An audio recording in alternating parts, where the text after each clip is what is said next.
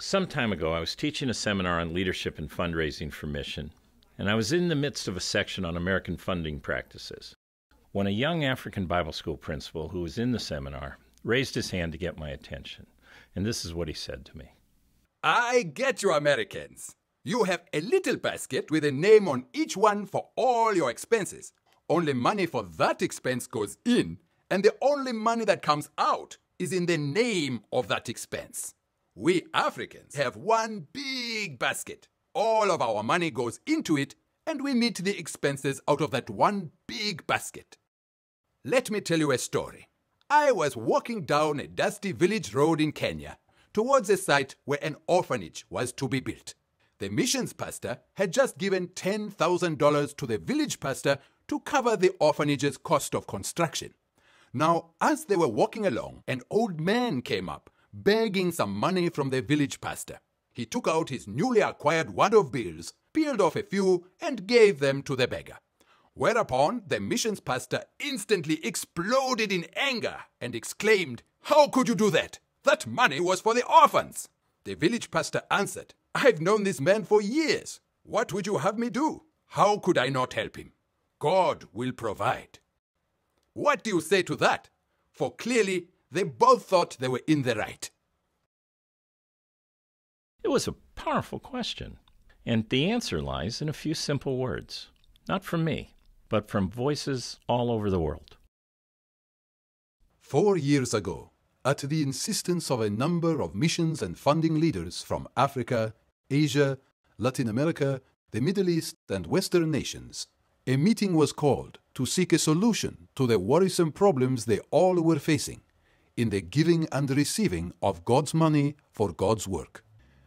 They sought a process that could help God's servants work together in harmony, no matter what their role in the mission of God's kingdom was.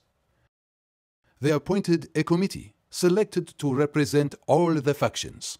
This committee commissioned an in-depth survey to seek out the issues that were creating the problem. People from around the world gave their answers. Months were spent understanding their responses and drafting a document that could be helpful. This document was then sent out for comments again around the world, and more than 800 comments were made, making this a more useful document. A few simple words, a new language of engagement emerged in the form of affirmations and agreements for effective giving and receiving of money in mission. And that's how the Lausanne Standards came to be. The Lausanne Standards provide a path for a self-guided dialogue between those who give and those who receive money for God's work. A discussion of respect and giftedness reveals problems. Some may be viewing the donor as a wallet in the pocket of the body of Christ, and in return, donors may use the power they believe comes with money to dominate those who receive money.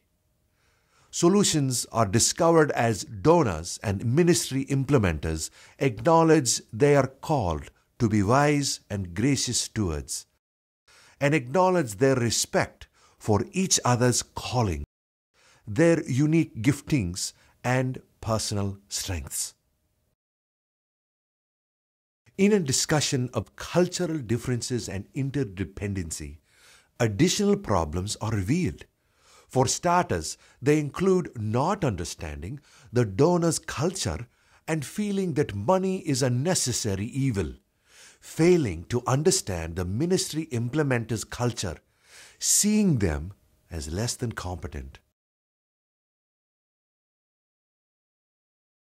Solutions are found in acknowledging their mutual need for each other as they agree to explore their understanding of the other's cultural concepts. As the ministry implementer and the donor talk about vision and communication, it can reveal other problems. A lack of understanding of vision combined with poor communication about it. Not respecting that the donor too has a vision and calling from God. Solutions are found as each person develops a learner's attitude to failure and success, being true partners as they work towards jointly shared outcomes. In all of their sharing of ministry, trust and accountability is what each person wants. Implementers want trust, while donors want accountability. And this brings the ministry implementer and the donor together. Now they can openly and honestly discuss the challenges they face. And as they openly affirm one another and agree to solutions, they are entering into the communion of giving and receiving as equals at the foot of the cross.